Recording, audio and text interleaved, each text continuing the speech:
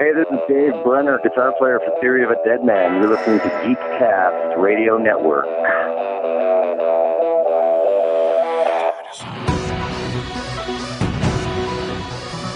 You're listening to the GeekCast Radio Network.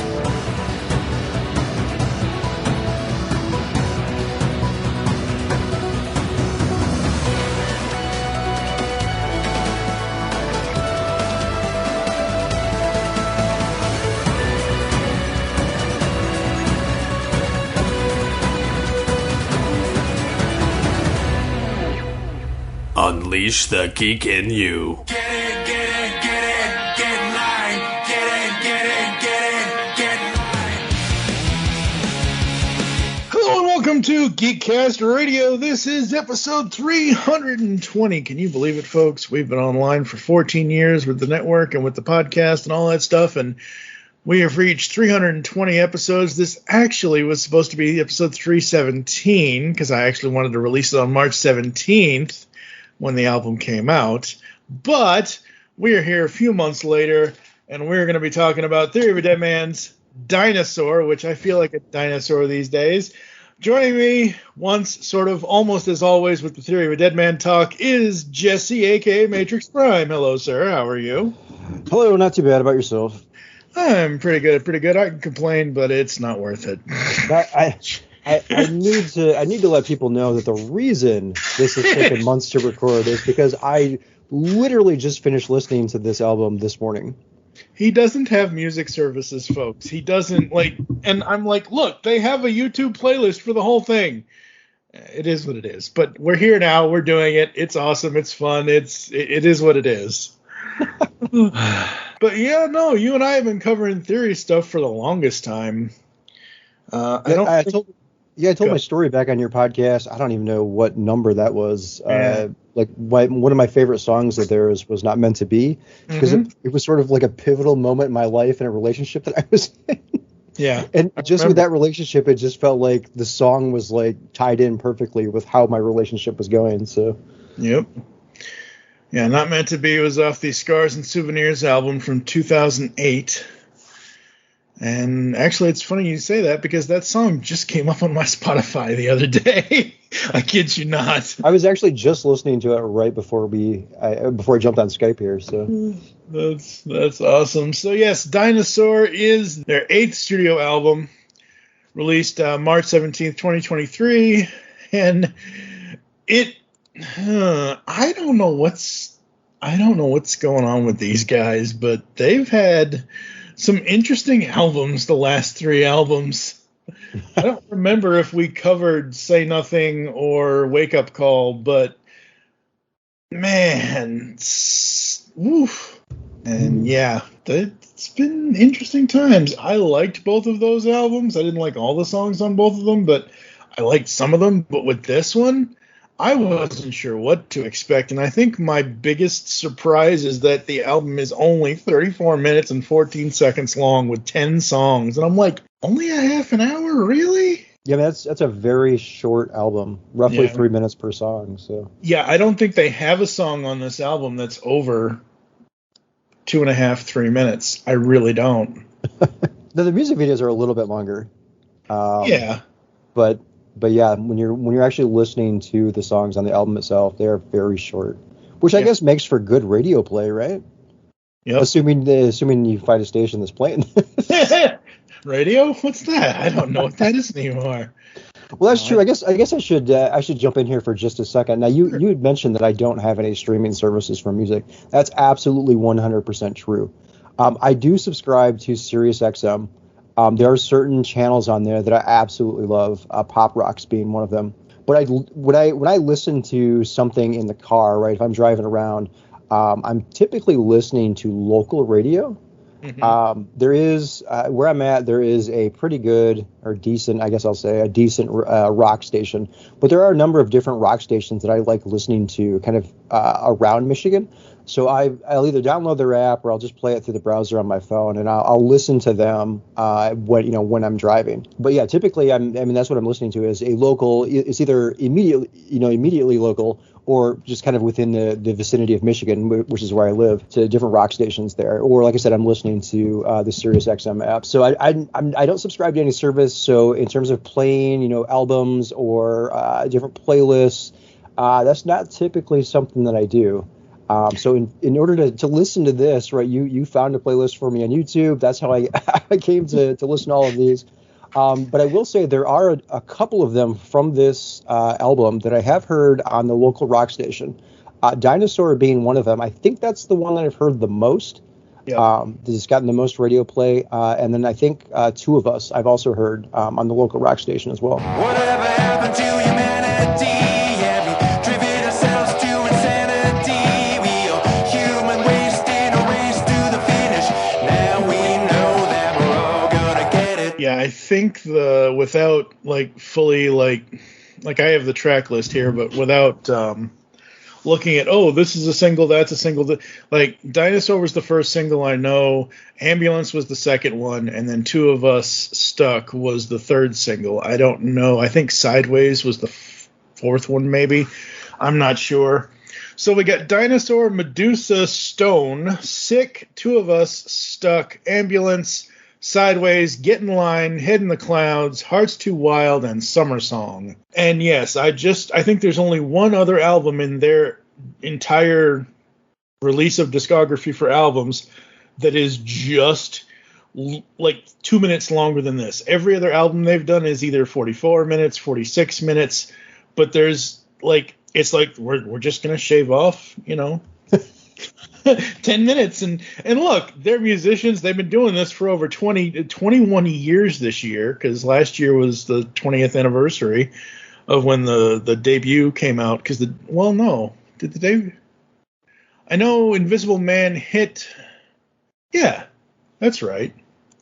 Because Invisible Man hit on the Spider-Man soundtrack first. But yes, the original self-titled debut album did come out in 2002. So yeah, 21 years of Theory of a Deadman, and I don't know, man. This album, like you were saying, I liked Dinosaur. I liked Ambulance, but I started really listening to Ambulance and looking at I'm like, why do you want to end your night in the ambulance? Like, what? I'm crazy, I feel amazing. Why the fuck don't nothing faze me?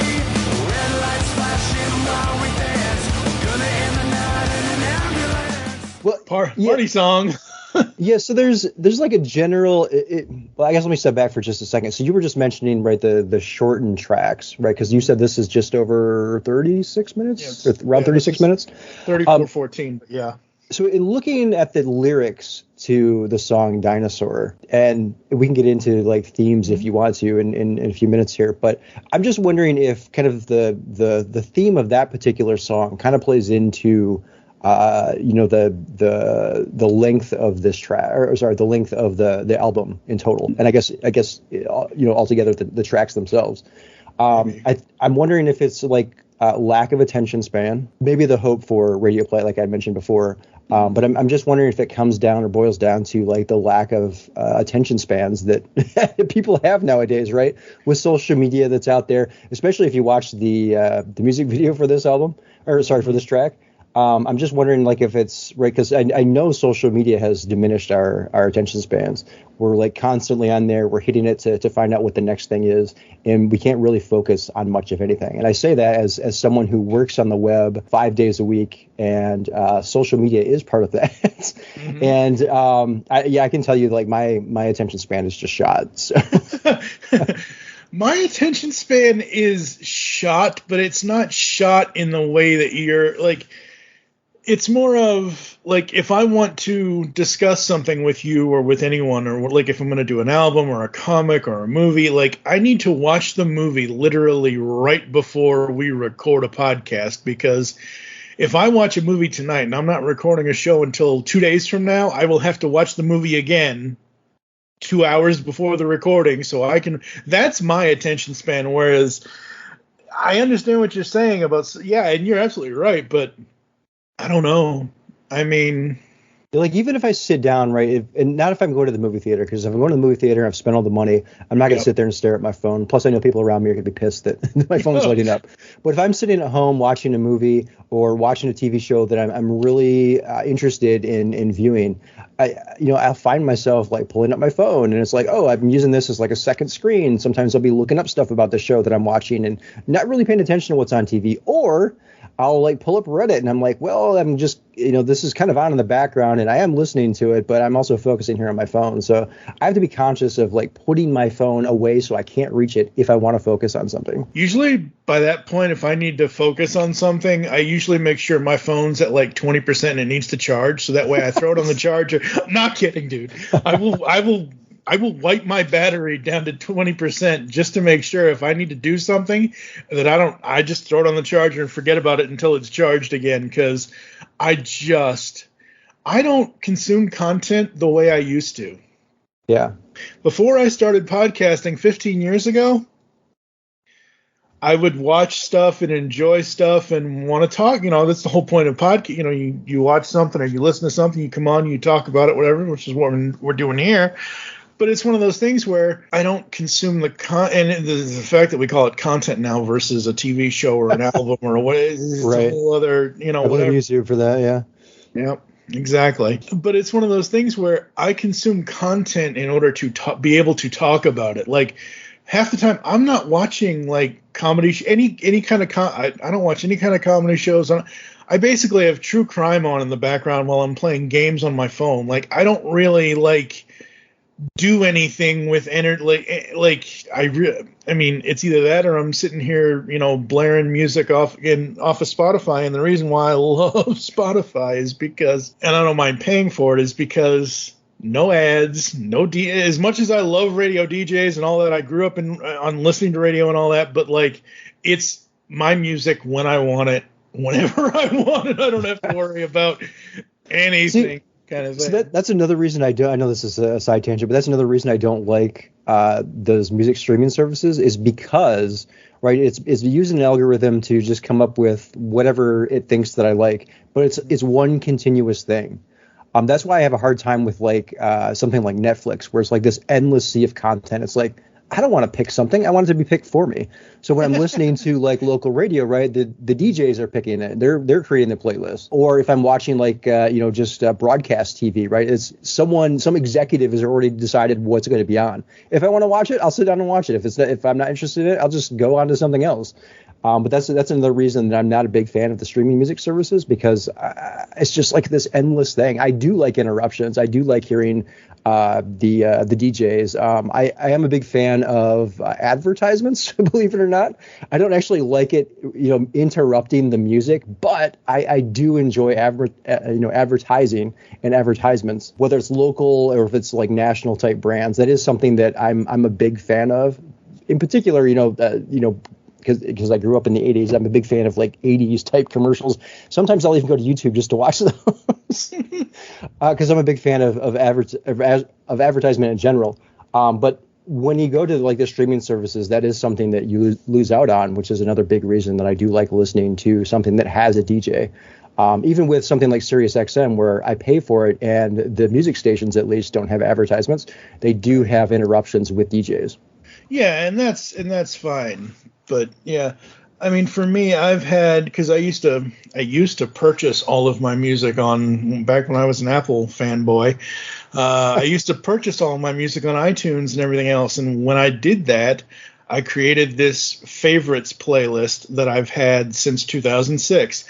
When I joined Spotify X number of years ago now, I basically looked at my iTunes playlist, looked at Spotify, and I basically recreated the entire list A to Z of all the songs so that list is a list of songs that I know, and I always have it on shuffle because I want, the randomized thing so yeah, I don't need a DJ for my favorites playlist because it's always random. For the most part, like you mentioned, there is algorithms and everything else, but Dinosaur, yeah, it's there, I guess, basically saying, we've really done it. It's the end of the world.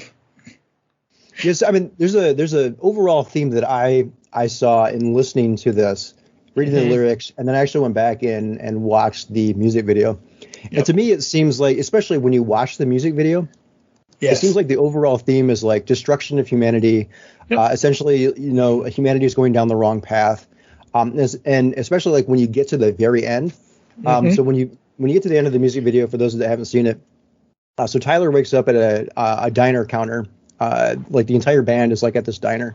He's sitting at the counter. He was apparently asleep. The rest of the band's like sitting in a booth or a table behind him. And he wakes up.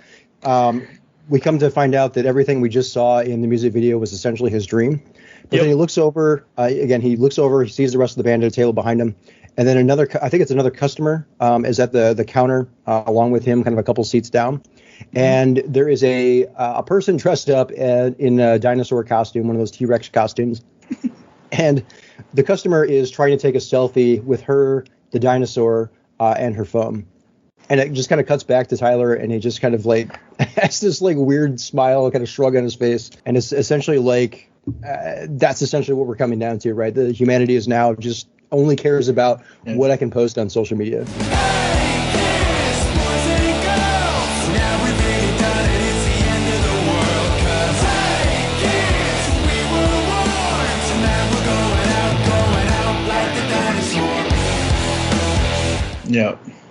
Yeah, pretty much. It's, the last line of the song, tonight we're all going out like the dinosaur.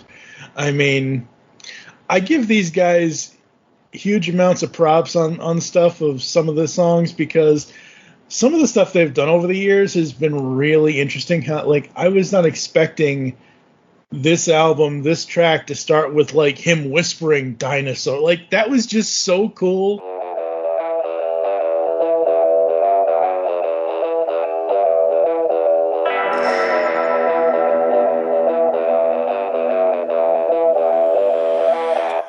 I like that a lot. So we get from that, we go to Medusa. I met a girl and she drove me insane. Okay, well, we know what this song's about then. So I will say this. I don't know anything about their personal lives, right? I know nothing about the personal lives of any of the band members. But I see a general theme, even going back to, one step forward and two steps back, right? Oh, yeah. It's like this general theme of, I don't know what the fuck I'm doing when it comes to women. Or any sort of relationship that they may be having. I don't know their personal lives or their sexual orientation, but any sort of relationship that they're trying to have, it sounds like none of it ever goes well. Yeah. I do know that when Tyler was dating, or when he was married to his wife, Christine Connolly, back in the day, Bad Girlfriend is essentially about her. From Scars and Souvenirs. That would make sense. But I don't really need to know about their personal lives, really. It's a song telling a story, and apparently right now the stories that they want to tell are kind of like it. Medusa, it's a good song. Dinosaur's a good song. It's a good tempo-wise and musicality-wise. Dinosaur is a rock song. Medusa, it has that, same kind of beats of stuff, but the story that he's telling in these songs, man, what in the hell, like you said. I mean, to be honest, if I'm looking at these songs here, because I kind of wrote down what I thought the theme might have been for each one of these. Okay. I think, with the exception of Dinosaur, I think every one of these could be attributed to some sort of relationship with a woman. I completely agree. The only one I would say maybe Dinosaur and Ambulance seem to be the two outliers on that, because Ambulance feels like they spent the night partying and they partied too much and they're going home in an ambulance. I don't think, because I've seen the video for that, I don't think that's a story of like love gone wrong kind of thing. Okay, so I did not see the music video to that one. Oh, God, it's hilarious. I'll send it to you because it is just absolutely hilarious, because at one point or another, again, the album is Dinosaur. The album cover is a dinosaur egg. In the video, they have an animated dinosaur driving the ambulance. But I know there is mention of a woman in that song. And it's essentially, is this the one I'm thinking of? I believe so. Yeah, this is like Driving Out of Control, right? Yeah, rolling to the club, got my boomstick, eyes, yeah. Yeah, so I mean, there's mention of a woman riding along with him. Okay, yeah. But I don't know. Yeah, I mean, that one, I guess specifically referring to a woman, I guess not in the sense of a relationship, but could be out of control because of the woman. Yeah, that's true. I look at kind of the chorus for that. They say I'm crazy, feel amazing. Why the fuck don't nothing faze me? When I party, oh, I'm a phenomenon. You want to hang with me, but I'm already gone. They say I'm crazy, feel amazing. Blah, blah. We're all gonna end the night in an ambulance. And I figure that's them just partying too hard, but that could just be me. I don't know what it is about this album that by the end of it I got really depressed. I mean, I can see why.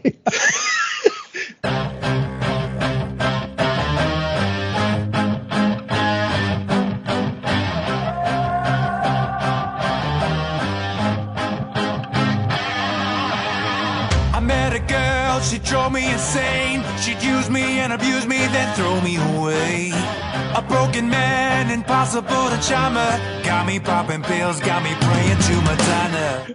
And I remember when because like you were mentioning, everything nowadays is social media this, social media that, which includes promotion. And I remember when they were doing promotions on Instagram for Two of Us, parentheses stuck. This is track 4. Just the two of us. We couldn't make it if we tried. Just the two of us. Our love died. Look, I don't want a war, I just want a warning. Next time you're gonna freak out. Turns out you're a fighter, not a lover. You're the worst. They specifically said and called out, we promise it's not a love song. Because they've been kind of known in the past to do a lot of love songs. I I will agree that it's not a love song. If we're looking at Two of Us, it's more about a relationship that's on its way out. Yeah, or it's one that's already over, and they're still together for whatever reason, just kind of going through the motions. Yeah. And but like the last time I heard Two of Us, it was Mike Myers and Mike Myers Mini-Me, Dr. Evil. Like, seriously. I mean, they took that song and turned it into a really, really bad relationship song for this, which, again, I don't know. I like it, but I don't know if any of these songs on this album are songs other than maybe Dinosaur that I would actually add to my favorites playlist. And I can tell you maybe Sideways, but that's a whole other thing. Sideways kind of spoke to me because of like all the things of, what's the lyrics in that? Let's see, where's Sideways? We did skip over Sick. Yeah, we did. I will say one thing I like about that song is the ukulele that the song starts off with. Yep. You with the selfies, every chance you can take. The yacht was a renter, the jet was a fake. Oh, I hate how you make it all about you. And then it goes right into this like driving beat. Yeah, it does. Yeah, Sick, man. I don't know what it is about this one, man. It just I'm still a Theory of a Deadman fan. I still love their stuff, but man, this was, and I've listened to this multiple times since March, and I just can't. I'm down here at the bottom. Yeah, I think I don't even have. Do I even have one? I have 3 tracks in my faves playlist from this album: Dinosaur, Ambulance, and Sideways. And the only reason why Sideways speaks to me is because the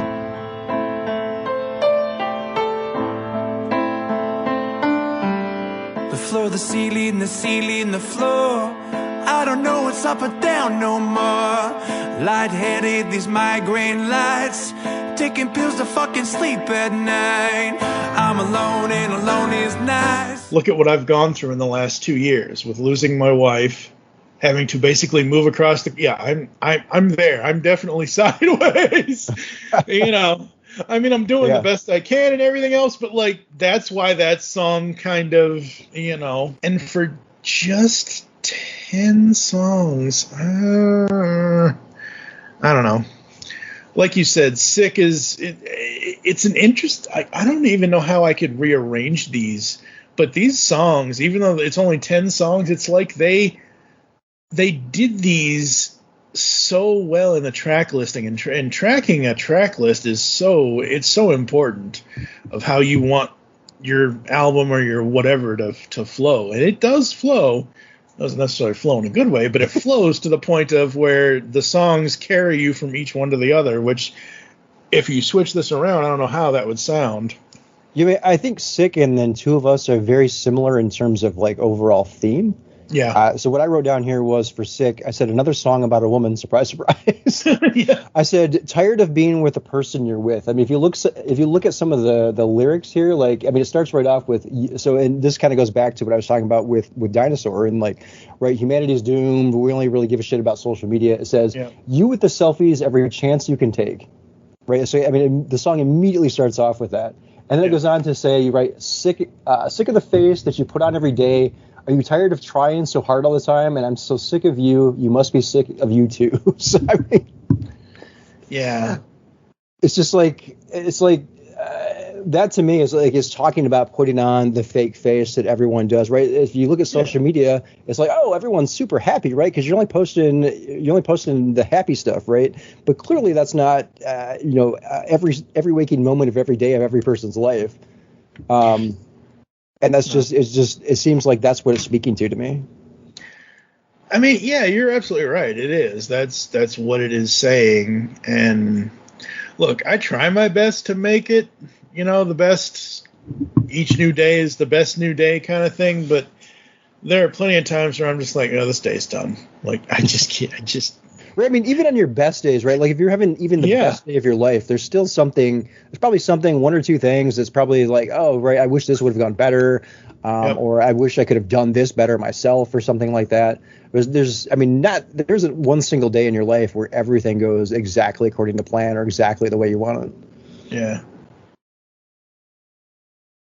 Yeah, and I was going to say that I think Heart's Too Wild and... what was the other one? Head in the Clouds were two of the more positive ones, but I'm looking at these lyrics and I'm like, I don't know if these are positive songs either.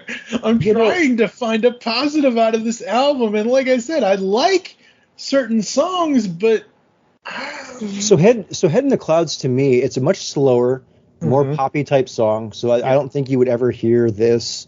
With this band singing this song, I don't think you'd ever hear this on the radio. Maybe it's been played somewhere, but I've never heard it. Got you squinting at the sun again. Beautiful with the light on your face. I heard you were sick again. This time I don't know if you'll be okay. Took me back to when we were kids. All the trouble we'd end up in. Gotta breathe in and out again. In and out and in. Got your head in the clouds, just off that dreaming. No laughing, no bad feelings. You can fly away. But to me, in going through those lyrics, because again, I was reading the lyrics as they were singing it, had them pulled up. It seems to be talking about someone with like a terminal illness and coming to grips and accepting that. yeah. Both, and I guess when Tyler's singing, I always whenever any lead singer is singing, I always assume that if they're talking about, that they're telling a story in the song, that I'm kind of looking at that person as the person who is one of the characters in the story, right? Absolutely, yeah. So if in this case he's the one singing, so I'm kind of picturing him as the person that we're looking at this through the eyes of. So I don't know if he actually lost someone from a terminal illness, if he knows someone with a terminal illness. Yeah. That's kind of like what the song is referring to, in my opinion, after going through the lyrics. Yeah, and I agree. I mean, there's lines in here like broken bridges are your life. No one knows that you're trapped inside. Lost your perfect laugh over time. But for me, you just kept smiling. Know you better than anyone. I can see that you're not fine. Those tears coming out again. Breathe in and out, and in. It almost reminds me of like a parent dying of like a terminal illness, right? They're trying to stay strong for their children, and that's to me is sort of what it sounded like. Yeah, and it like when I heard it come on as I was doing my listen through, I'm like, oh, that's why I said, oh, okay, I can kind of get behind this. It's kind of a message of keep on breathing, keep on going kind of thing, and I liked it, but again, as we're looking at the lyrics to these, I'm just like, wait a minute. Yeah. What the hell did I... And again, I'm also listening to it of the point of, like, when I was listening to it, I wasn't actually looking at the lyrics, but I'm paying attention to it. Right. And I'm also listening to the music and the drum beats and the guitar riffs and the bass and the this and the that and the whatevers. And the instruments sometimes mislead you into thinking, hey, this is a nice, happy song. Right. Oh, wait, no, listen to what he's saying. That's not very happy. Right. Right. So, I mean, this could be talking about, right, referring to what I was just talking about, like a terminal illness. I guess in another point of view, it could also be referring to, like, this is the old me. Old me's kind of on the way out the door, and I'm trying to focus on the new me. So I don't know, I guess, specifically, but as I was going through it, it felt more like a terminal illness type thing. But in just thinking, kind of rethinking about it right now, I suppose it could be referring to old me kind of dying off, going out the door, and then I'm trying to focus on the new me. Yeah. Now, the next song you were just talking about, Heart's Too Wild, I think that one is probably my favorite song on the album. Still feel something. If it's just a night, then that's enough. At least we both get to feel the rush. One last tie's never wrong. But my heart's too wild to keep a hold on. That one's a bit slower. It's more emotional. Excuse me. And from my opinion, and going through the lyrics again, the theme there seems to be about reconnecting with an old flame. Yep. And I actually liked that song quite a bit. Yeah, I would say that's. Yeah, I think I listened to that more than most of the other tracks. Even though when I was listening to this in order for us to do the show, I was just listening to the album. I had not really like I mentioned earlier, Dinosaur, Ambulance, and Two of Us are the only three tracks I have in my faves playlist. But I went and was listening to the album, and I'm probably going to add this to that because as I was listening to it and as I'm looking back through these lyrics, I'm like, yeah, that's probably like the most positive song on the whole record. Yeah, I would say out of all of the 10 songs, that is definitely the most positive. Yeah. And then Summer Song, I don't know what the hell they were doing with this. Getting tired of summer, missing my friends back home, they miss me too. Telling stories so clever, you bullshit me that say that it's all true. Fuck, I hate summer, it's sunny inside and stuck here with you. Yeah, yeah. Yeah, I actually have a question for you about this. Sure. So the name of the track is called Summer Song. Uh-huh. It refers to a girl named Summer. Right. But if you look at the lyrics, at least the lyrics that I had pulled up, and these are just from Google. Yeah. So I don't know, I guess, where they get these lyrics from, but Summer is not capitalized. Summer is actually lowercase. In the lyrics, Summer is lowercase, but the actual song, Summer is capitalized. So So my question for you was, do you think this is actually about a woman named Summer or a person named Summer, or do you think it's referring to, because again, this would be the first word in the name of the track, so I would presume that would be capitalized. Yeah. Just from, a sentence structure standpoint. Or do you think this is referring to the season? Season. Thank you. Yes. The season called Summer. I think they're mixing both because I think generally, like, part of the lyrics, raining out with a ain't a big deal, ain't no damn parade, raining out, what a bummer, no TV, there ain't too much to do, man, I love summer. That to me sounds like summertime thing, but the end of that the end of that verse is, we get day drunk and fuck till we are blue, and I'm like, wait, what? Right. Yeah. So I think they're just mixing metaphors here. They're using both. They're using the season and some girl named Summer. And, okay, because as I was going through it, the note I wrote here was, it seems to be a song about loving summer and longing for doing things that summer has to offer, but feels stuck in the relationship that he's in. Yeah. And then I said, or an actual girl named Summer seems less likely because the lyrics are not a capital S for the word summer. Yeah. Yeah, because it's confusing to me, and hopefully, sometimes bands will do like, hey, we're gonna break down the albums track by track and tell you what we really. Some bands do that, not all of them, but some of them do. But like close to the end of the song, he says, "Getting tired of summer, missing my friends back home. They missed me too. Telling stories so clever." Yeah, bullshit me, then they say that's all true. Fuck, I hate summer. It's sunny outside, but I'm stuck here with you. And I'm like, wait, what? So I'm wondering if this is going back to, if we go back to one of the previous songs, or a couple of the previous songs, right, where it's, I'm stuck in this relationship, or I'm in this relationship that I don't know why I'm in it because it feels like it's over. I'm wondering if it's kind of tying back to that, and the summer that is being referred to here is actually the season, the stuff that I'm missing out on, I'm longing to do because I'm stuck with this person. Yeah, that could be. I don't know. Like, yeah, we get day drunk and fuck till we were blue, so that could be a girl named Summer, or it could just be the person, right, that he's currently stuck with, not really happy with, and he's, again, longing for what he could be doing for summer if he were single, or just kind of hanging out with friends. Yeah. So I thought, before I even really listened to the album, I was like, okay, I'm looking at the full track list. I know what some of them are because obviously we had the 3 singles, and that's fine. But I looked at the last track for this album, and I looked at the last track for the previous album, Say Nothing. For this, as we know, is Summer Song. Last album was It's All Good. They basically end it on a good note for the last album, and on this one, it's like, wait, what? Yeah, I mean, this entire album is just like one big downer. Yeah, pretty much.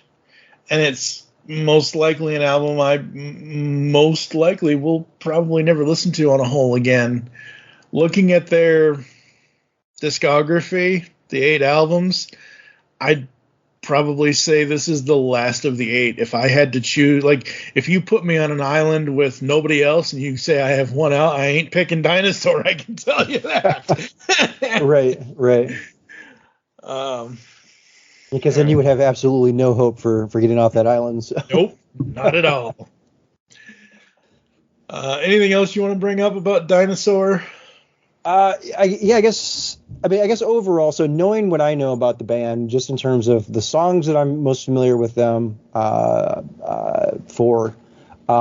not surprised, I guess, by the inclusion of the, girlfriend or woman or female themes that kind of throughout all of these, and the shitty relationships or whatnot. Again, I know nothing about any of their personal lives, but just in listening to some of their previous songs, and looking at the themes in those, I'm seeing those same themes in a lot of this.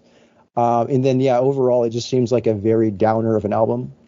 Yeah, I don't remember. I mean, we have the GCRN universal rating system, which is basically 0 to 5 with half points, but I don't remember what we've rated other albums. I am most likely going to give this a full-on 2 out of 5 because other than the tracks we already talked about, the ones we mentioned, as a whole album, cover to cover, it's not very good because I don't know. Yeah, you're right. We don't know what's going on in their lives, and hopefully their lives improve if this is the, I mean, even if we go back to where was it? Yeah, Sideways. Like fingers bleeding from hitting the wall.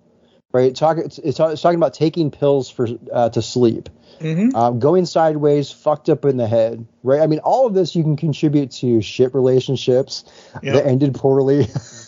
Yeah. It's clearly that must be what's going on, or at least the theme of what's going on, based on what we're seeing here in these different tracks, the lyrics that are written here.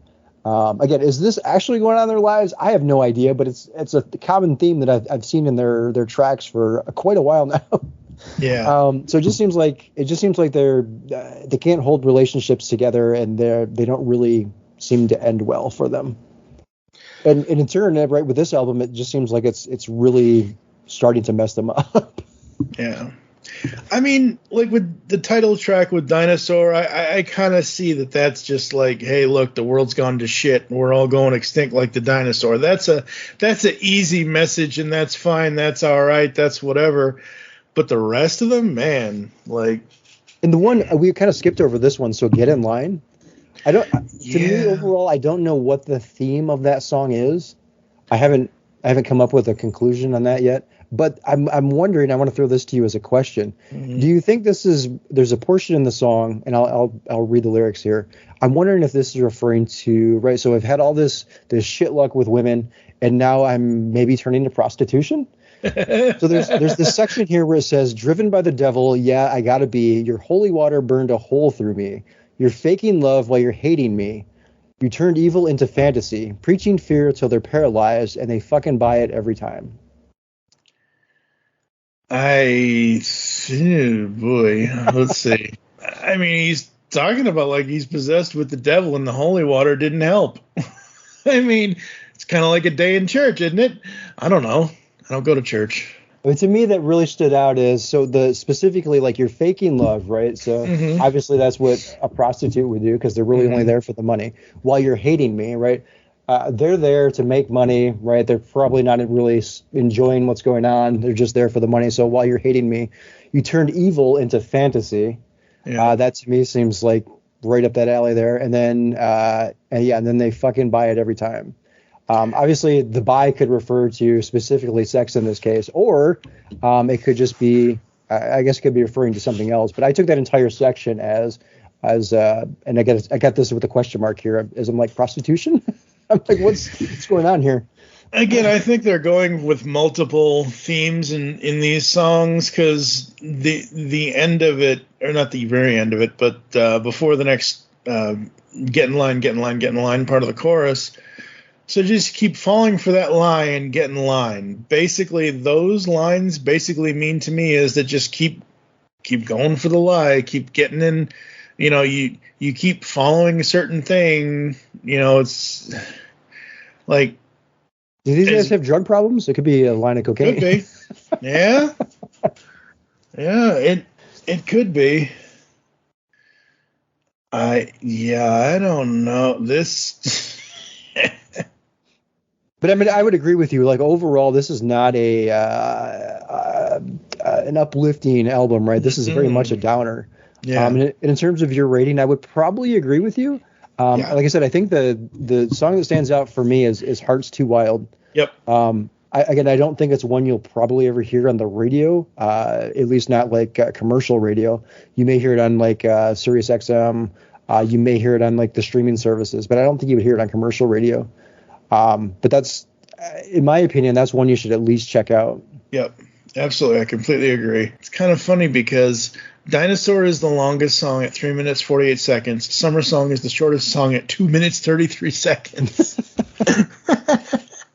And then I would also say Dinosaur. I don't dislike that song. I think it's a good song. It's one that does play on commercial radio. Yep. I've heard that, like I said at the start of this, that's the one I've heard most on the radio. And I would probably say check out the music video instead, if you have not heard or seen it yet, because I think that really helps tell the story that they're trying to convey within the lyrics. Yeah, absolutely. It very much falls in line yep. with what's going on with the song. So all right. I think that's going to do it for us. Heaven forbid we record a podcast that's too long beyond the album. We're already It's at taken months to do this. 42 minutes. Well, hey, 42 minutes after what? But like seriously, like part of my thing was even if you hadn't listened to it yet, I've been listening to this thing off and on since March. It's now August. So what is that? That's it's 5 months off and on trying to figure out if I actually liked it or not. And as a whole, as I've already said and as we've said, I don't like this album from them. I'm sorry. Go ahead. I was just going to say, I think if you go through each track, the music itself, I think, and I don't think it's not the music, it's the lyrics. It's the stories that they're trying to tell. But the music itself is amazing. Right. Yeah. I don't think that's the case for every one of these tracks, but I think the vast majority of them, I really enjoy the music. But the lyrics, man, just a hell of a downer. Mm-hmm. Yeah. Yeah, some bands every once in a while will release instrumental versions of their albums. I wish they would release an instrumental version of this so I could hear those amazing drum beats and riffs and that bass and all that stuff. Because yeah. Yeah, I think if you like the slower type music, more poppy type music, I think Heads in the Cloud and then especially Hearts Too Wild are probably the two tracks you'd want to check out. I think everything else for the most part, I think is a bit faster, a bit more hard hitting. I mean, especially Dinosaur, kind of right out of the gate. And then there's the one that, which one starts with the ukulele again? That is. Is that stuck? Is it Two of Us? No, it's. What's the ukulele? I had it written down here and I lost it. Where the hell is it? Let's see. Oh yeah, Sick. Starts off with the ukulele. It turns into this very driving beat. Yeah. I think those other two songs I mentioned. So Heads in the Clouds and Hearts Too Wild. Those are slower, more poppy, a little bit more emotional, and everything else I think is a bit harder in terms of overall sound. So. Yep. Absolutely. All right. Jesse does not really do social media anymore, but he is. Well, Blue Sky, man. I was going to say he is flying through that blue sky. Yes, I've actually got. Hey, if you've got any listeners out there that want an invite to Blue Sky, I've got 3 invites now that I can't get rid of because I'm not on YouTube. I'm not on Twitter anymore to give them away to people. So, if you do want one, I guess you can let me know somehow. I am on Blue Sky. I'm at Jesse Early, EARLEY.BSKY.social. And you can also find me on YouTube. I am at youtube.com/matrix_prime. There you go. You can catch us on GeekCastRadio.com, all the stuff we're doing. Coming up next, we will have the next 7 episodes, 321 to 327. It's the GCRN Top 100 Toys Countdown. So we will be doing that for the next 7 weeks at some point. So the show will be on hiatus until we start recording and releasing that. So it's going to be our 8th Top 100 Countdown in 14 years. I think we have somewhere between 15 and 20 lists, so 15 and 20 different participants that will go into a master list that we will reveal on the podcast as always. Crossing over with Toycast. So that's what's coming up next for us. Go forth, unleash the geek in you, and don't be a dinosaur. You turn me to stone.